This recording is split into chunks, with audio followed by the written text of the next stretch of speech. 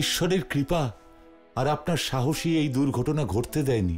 যদি কোনো দুর্ঘটনা ঘটে যেত, আমের কলঙ্কিত হতো। যা হয়নি তা নিয়ে আপনি অহেতুক চিন্তা কেন করছেন মহারাজ? হুজুর, পিলখানার হাকিম সাহেব জানিয়েছেন হাওয়াইকে খাবার মধ্যে কোনো নেশার জিনিস দেওয়া হয়েছিল, সেই কারণেই ও এরকম ধ্বংসাত্মক হয়ে গেছিল। আমি এটা জানতাম আজগার সাহেব, আর এটাও জানতাম যে শত্রুরা আমার আর হাওয়াইয়ের সম্পর্ক খুব ভালো মতোই জানে, আর ওর কিছু হলে আমি সেখানে অবশ্যই যাব, আর ঠিক তখনই ওই শত্রুরা আমাকে আক্রমণ করবে।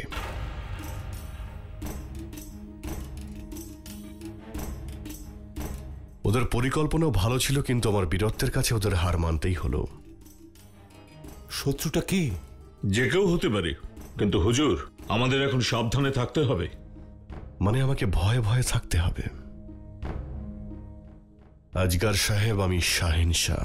যদি এই সামান্য ঘটনায় আমি ভয় পেয়ে যাই, তাহলে এত বড় সাম্রাজ্য আমি কি করে সামলাবো? দেখুন, আমি এতেই ভয় পেয়ে গেলে শত্রুরা তো আত্মবিশ্বাসী হয়ে উঠবে। আজগার সাহেব, এটাই তোরা চায়? ওরা আক্রমণ করে এই জন্যই যাতে আমি ভয় পেয়ে যাই। আমি ভয় পেলেই তোরা সফল হয়ে যাবে, কিন্তু আমি আমার জীবন এইভাবে ভয়ে ভয়ে কাটাতে চাই না। আর এর উত্তর আমি ওদের সময় মতো দেব। কিন্তু হুজুর। আজগার সাহেব, এই প্রথমবার আমার উপরে আক্রমণ হয়নি। আমার উপরে আক্রমণ আগেও হয়েছে আর ভবিষ্যতেও হবে, কারণ আমি শাহেনশাহ। যে কাজের জন্য আমি এখানে এসেছি সেটা আমি সম্পূর্ণ করবই, আর সেটা হলো সুকন্যার শাদী। শাহেনশাহ, আপনি বয়সে আমার থেকে ছোট, কিন্তু আপনার কাছ থেকে অনেক কিছু শেখার আছে। আপনি সেটাই করুন যেটা আপনার হৃদয় চাইছে, কিন্তু আমিও সেটাই করব যেটা আমার কর্তব্য। মানসবদার হবার সুবাদে আপনাকে রক্ষা করাটা আমার দায়িত্ব, সেটা আমি পালন করব। যেই ষড়যন্ত্র করেছে তাকে খোঁজার জন্য আমি আপ্রাণ চেষ্টা করব, এটা আমি কথা দিচ্ছি। আমেরের রাজা আপনি, আপনি ভালো মতো জানেন যে কি করতে হবে আপনাকে। আপনি কিভাবে তদন্ত করবেন সেটা আমি বলবো না, আপনি ভালো মতোই জানেন। কিন্তু সত্যি বলতে মহারাজ, আমার শত্রুদের থেকে হাওয়াইকে নিয়েই বেশি চিন্তা হচ্ছে। আজও কি আমার জন্যই এত কষ্ট পেতে হয়েছে? ক্ষমা করবেন আমাকে মালিকায়ে আজম। জালালকে আক্রমণ করা হয়েছে, আর এখন যদি আমরা কোনো পদক্ষেপ না নিই তাহলে বোকামো করা হবে। চুপ করে থাকাটা বোকামো নয় মহামাঙ্গা। মুঘলেরা ভীতু নয় সেটা আমিও জানি, কিন্তু পরিস্থিতি এখন অন্য। সুকন্যা নিকাহ হতে চলেছে। মালিকায়ে আজম, আপনি সুকন্যার নিকাহের জন্য চিন্তা করছেন, নিজের ছেলে জালালের কথা ভাবছেন না? মানছি তুমি জালালকে মানুষ করেছো মহামাঙ্গা, কিন্তু জালালকে জন্ম আমি দিয়েছি। ও আমার সন্তান। জালালের চিন্তা যতটা তোমার আছে ততটা আমারও আছে, কিন্তু সবসময় হৃদয় দিয়ে নয়, বুদ্ধি দিয়ে কাজ করতে হয়। শত্রু আমেরেরও হতে পারে, অথবা আগ্রারও। তুমি কি ভুলে যাচ্ছ জালাল আমের পৌঁছয়নি তখন ওর উপর আক্রমণ হয়েছিল।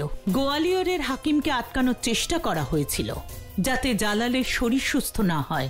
হাওয়াইকে জালাল কতটা পছন্দ করে সেটা আমেরের থেকে বেশি আমাদের লোকেরা জানে। আক্রমণকারী আমাদের থেকেও একজন হতে পারে। এই বিষয়টা জালাল খুব ভালো করেই বোঝে, তাই জন্যই চুপ করে আছে। ও যা সিদ্ধান্ত নেবে সেটা আমি সমর্থন করি। ক্ষমা করবেন মালিকায়ে আজম, আপনার ছেলে জালালকে আমিও ভালোবাসি, সেই জন্য দুশ্চিন্তায় আমি এইসব কথা বলে ফেলেছি। ক্ষমা করবেন। তীর আর মুখের কথা দুটোতেই কাবু রাখতে হবে তোমায়, নয়তো তোমারই ক্ষতি হবে। তুমি সাম্রাজ্যের ওয়াজিরে আলিয়া, এই সময় হৃদয় দিয়ে নয় বুদ্ধি দিয়ে ভাবো। আপনি যেমন বলবেন। খোদা হাফেজ। কিছু একটা করুন, তাকে আমার সামনে নিয়ে আসুন যে এই ষড়যন্ত্র করেছে। শাহেনশাহর সামনে তাকে নিশ্চিতভাবে হাজির করতে হবে। মাথায় ঢুকছে না তোমাকে কিভাবে বোঝাবো? কোনো কথা তুমি সহজে বোঝো না কেন? কেননা আমার তোমার পরামর্শ চাই না। না তুমি আমার ওস্তাদ, না আমি তোমার অনুগত। ভুলে যেও না আদম, আমরা দুজনই এখন একই নৌকোয় আছি। যদি তোমার কোনো ভুলে সেই নৌকো ডুবে যায় তাহলে আমারও ক্ষতি হবে, সেটা আমি হতে দেব না। দেখলে না তোমার চাল বিফল হলো। আবার যদি তোমার চাল বিফলে যায় তাহলে শাহেনশাহ সাবধান হয়ে যাবেন। শুধু দুবার কেন, আমি 1000 বার চেষ্টা করব। আক্রমণ করা আমার কাজ, প্রতিহত করা ওর। কতক্ষণ বাঁচবে? ভুল তো করবেই। জালালও ঠিক এই একই কথা ভাবছে। তুমিও কখনো ভুল করবে, তখন কি হবে? জালাল এখন সাবধান হয়ে গেছে, আর একটা ভুল আর আমাদের সবকিছু শেষ হয়ে যাবে। চাল তো আমি সঠিকই চেলেছি, শুধু ওই হাওয়াই সবকিছু পণ্ড করে দিল। খুব ভালোবাসা ওর জালালের প্রতি। সেটাই তো, হাওয়াই জালালকে কতটা ভালোবাসে সেটা জানার পরেও তুমি ওকেই বেছে নিলে। আমি তোমাকে বারবার বারণ করেছিলাম। আসলে কি জানো, কোন চাল ভাববার ক্ষমতাই তোমার না। আর তোমার বাদশা হওয়ার যোগ্যতা নেই। অন্তত আমি চেষ্টা তো চালিয়ে যাচ্ছি, তুমি তো সেটাও পারো না। শুধু প্রতীক্ষা করে থাকো কবে ফলটা তুমি লাভ করবে। আমি ফল পাড়ার দিকে লক্ষ্য রাখি। ফল পাড়ারও সঠিক সময় হয় আদম, আর আমি সেই সময়টার জন্যই অপেক্ষা করছি।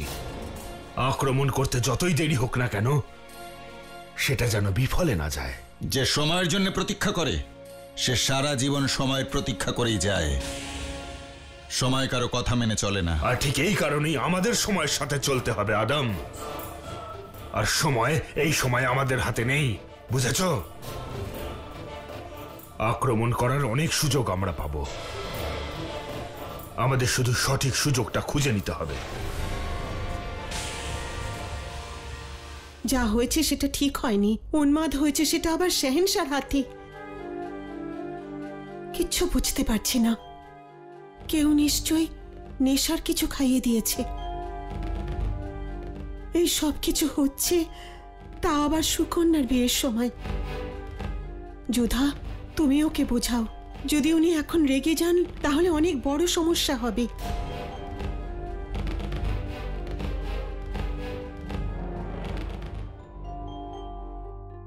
কথাটা হলো হুজুর, আমি হাওয়াইয়ের জন্য এক বিশেষ ঔষধ প্রস্তুত করেছি, যেটা খাওয়ালে ও সুস্থ হয়ে উঠবে। আপনি কি ওটা এখনই আমার কাছে নিয়ে আসুন। আমি নিজে হাতে হাওয়াইকে ওটা খাওয়াতে চাই। আমার জন্যই ওকে এত কষ্ট সহ্য করতে হচ্ছে। দেখি যদি আমার স্পর্শে ওর কষ্ট কিছুটা কমে। আপনি আসুন।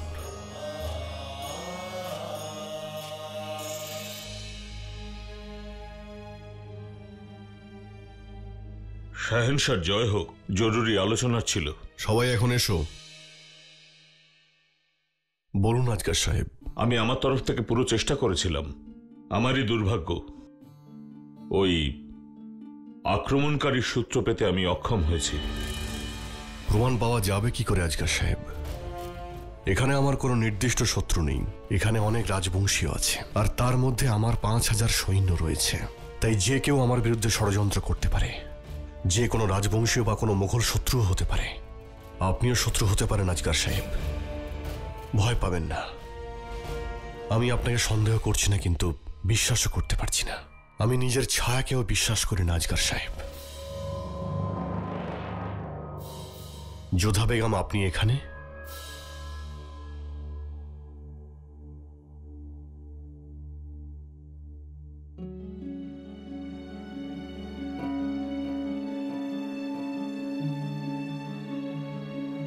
আপনি বললেন না যে আপনি এখানে কেন এসেছেন? একটা অনুরোধ করতে এসেছি, আপনি এখান থেকে চলে যান। কেন? সব জেনেও না জানার ভান করছেন কেন? দেখছেন না আপনার প্রাণ সংকট হচ্ছে এখানে। প্রথমে নৌকোবিহার করার সময়, আবার এখন এখানে দুবার আপনার উপর ঘাতক আক্রমণ হয়েছে। আপনি এখান থেকে চলে যান। আপনার কি আমার জন্য চিন্তা হচ্ছে যোধা বেগম? না, সুকন্যার বিয়ে নিয়ে চিন্তা করছি। আমেরের চিন্তা হচ্ছে। এখানে আমেরে যদি আপনার কিছু হয়ে যায়, সুকন্যার বিয়ে ভেঙে যাবে। উৎসবের আবহাওয়া শোকে পরিণত হবে। আর তাই যদি হয়, আমাদের পরিবার কলঙ্কিত হয়ে যাবে। আর তারপর আর কত কি সংকটের মুখোমুখি আমেরকে হতে হবে।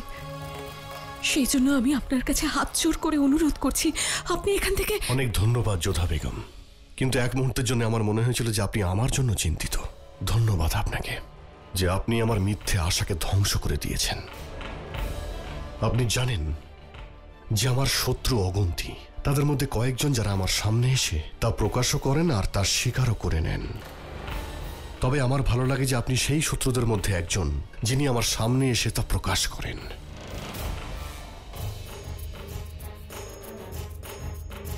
এটাকে পড়ে নিন যোধা বেগম। কি? আমি আপনাকে বলছি, এটা পড়ে নিন যোধা বেগম। পড়ুন।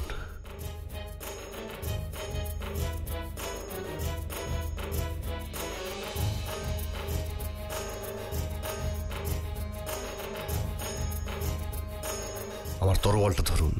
এ আপনি কি করছেন? এটাকে ধরুন আপনি।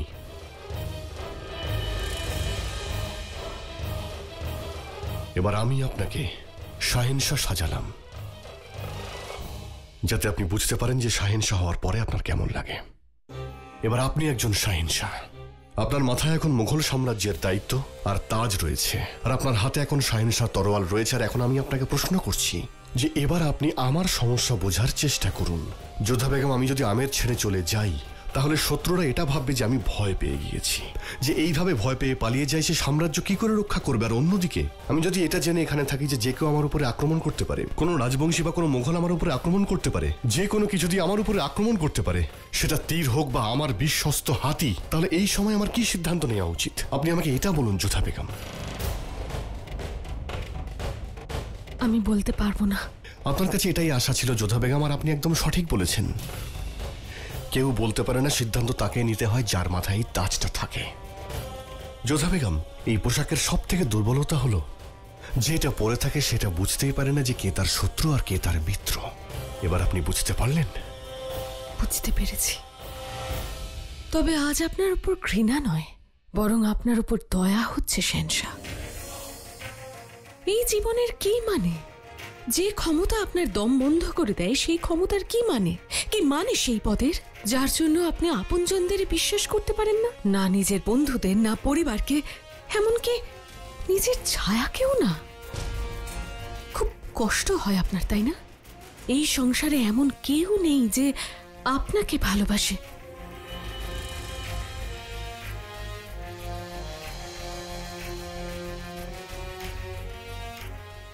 সত্যি শাহেনশাহ, খুব কঠিন আপনার জীবন। আমি তো এক মুহূর্তও বাঁচতে পারতাম না। আপনার জীবন আপনারই থাক।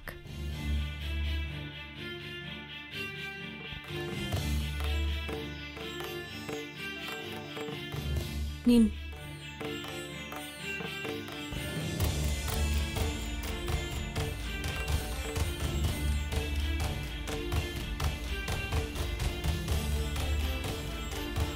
আপনার উপর শুধু আমার দয়া হয়। দাঁড়ান যোধা বেগম, আপনি আমাকে দয়া করার স্পর্ধার কোনোদিনও দেখাবেন না, কারণ এতে আমাকে অপমান করা হয়। আপনি কি জানেন যে সবাই আমাকে কেন শত্রু মনে করে? আপনি কি জানেন যে সবাই আমাকে কেন ঘৃণা করে? আর আপনি কি জানেন যে সবাই আমাকে কেন মারতে চায়? কারণ আমি একজন শাহেনশাহ যোধা বেগম। আমার আর একটা বাঘের মধ্যে ভীষণ মিল রয়েছে, আর আমাদের দুজনকে সর্বদা একাই চলতে হয়। আর যদি আমরা সজাগ না থাকি তাহলে যে কোনো সময় আমাদের মৃত্যু হতে পারে।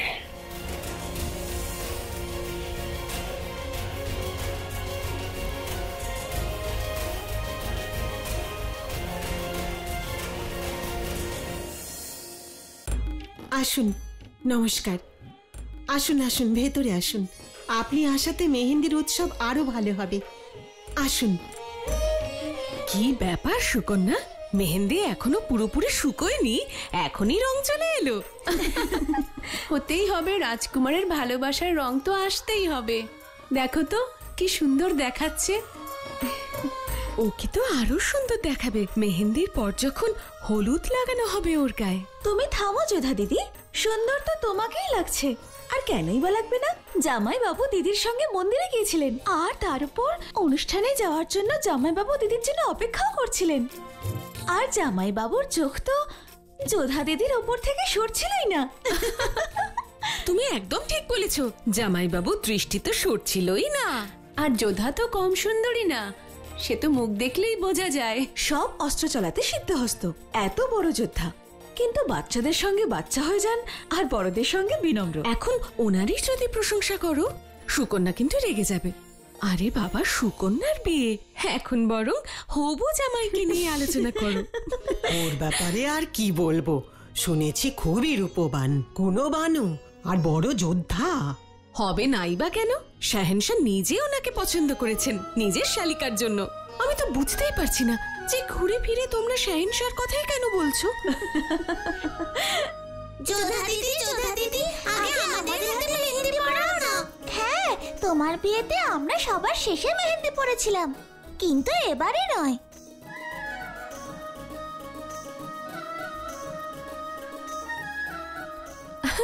আচ্ছা বাবা, ঠিক আছে, সবার প্রথমে তোমার হাতেই মেহেন্দি পরানো হবে। ঠিক আছে, চলো তাড়াতাড়ি ওখানে গিয়ে বসো আর মেহেন্দি পরে নাও। এরপরে তো নাচের অনুষ্ঠানও আছে। তাই উৎসবে তো সবাই আসবেন, তাই না?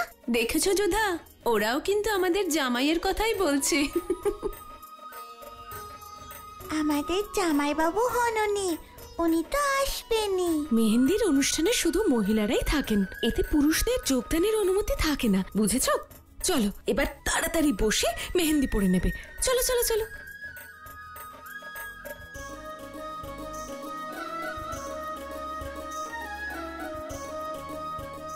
নমস্কার, ভেতরে আসুন।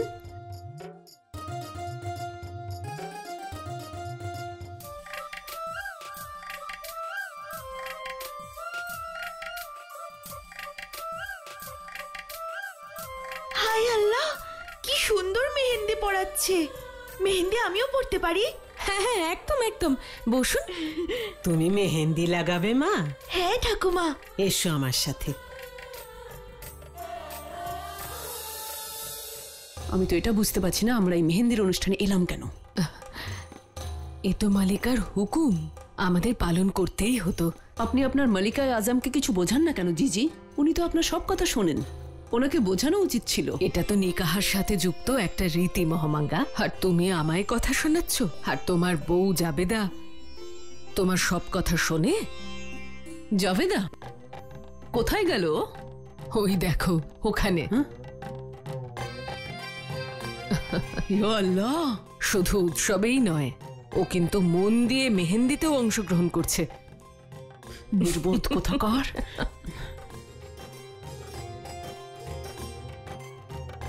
জাভেদা, আমি জান, কি করছো তুমি এখানে?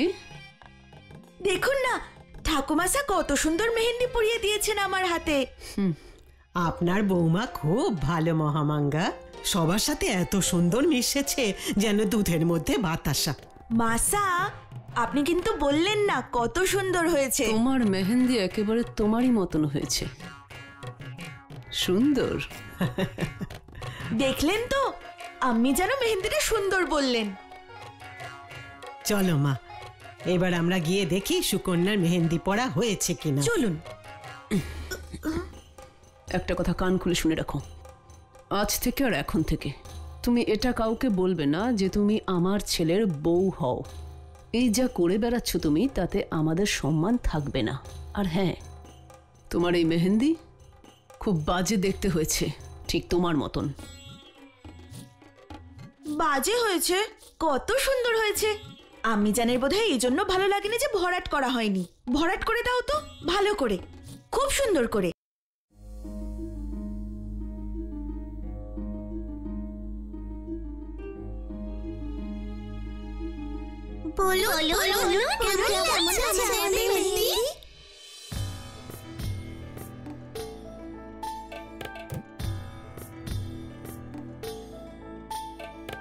ও তোমরা, আমি তো ভয় পেয়ে গিয়েছিলাম। আরে আপনি কি করে ভয় পেতে পারেন? আপনি তো শাহেনশাহ, বীর, আপনি আমাদের ভয় পেলেন। কিন্তু তোমরা তো সবাই যোধা বেগমের বোন, তো তোমাদের দেখে আমি ভয় পাবো না? অত ভয় না পেয়ে এবার বলুন তো আমাদের মধ্যে কার মেহেন্দি সুন্দর? আরে বাহ, তোমাদের প্রত্যেকেরই হাত তো খুবই সুন্দর দেখাচ্ছে। এটা তো কিছুই না, ভেতরে সবাই বলছেন যে যোধা দিদির হাতের মেহেন্দি সবচেয়ে সুন্দর। হ্যাঁ, আর সুন্দর মেহেন্দি পরে যখন যোধা দিদি উৎসবে নৃত্য করবে তখন আরো সুন্দর লাগবে। হে ভগবান, এটা তো আপনাকে বলা বারণ ছিল। কেন? এমন কি ব্যাপার যা আমাকে বলা বারণ? আমরা যে এই কথা আপনাকে বলছি সেটা কেউ যদি দেখে নেয় তাহলে খুব বকা খাবো আমরা। সবাই এসো এখন। এবার সবাই চলে গেছে, এবার তোমরা বলো আমি কাউকে কিচ্ছু বলবো না। আমাকে বলো যে তোমাদের যোধা দিদি এই নৃত্য কোথায় করছেন? এ কি জামাই বাবু, আপনি নৃত্য কথাটাও বলতে পারছেন না? এই যে তুমি আমাকে শিখিয়ে দিলে, তো এবার আমি বলতে পারবো। নৃত্য, তাই তো? তাহলে এবার তোমরা বলো যে তোমাদের যোধা দিদি এই নৃত্য কোথায় করছেন? অনুষ্ঠানে। কিন্তু সেটা কোথায়? মেহেন্দি আর সঙ্গীতের অনুষ্ঠান, আপনি জানেন না? সারা রাত ধরে চলে এই অনুষ্ঠান, কারণ এই দিন সারা রাত আমাদের জাগার নিয়ম আছে। আর এই উৎসবটা কোথায় হচ্ছে? ওখানে। কিন্তু ওখানে আপনি যেতে পারবেন না, পুরুষদের ওখানে যাওয়া বারণ। তাহলে ওদের যোধা দিদি নৃত্য করছেন আর আমার সেখানে যাওয়া বারণ। কিন্তু আমি তো অবশ্যই যাব। আমি শাহিন শাহ যে কোনো জায়গায় যেতে পারি, আর ওনার শহরও।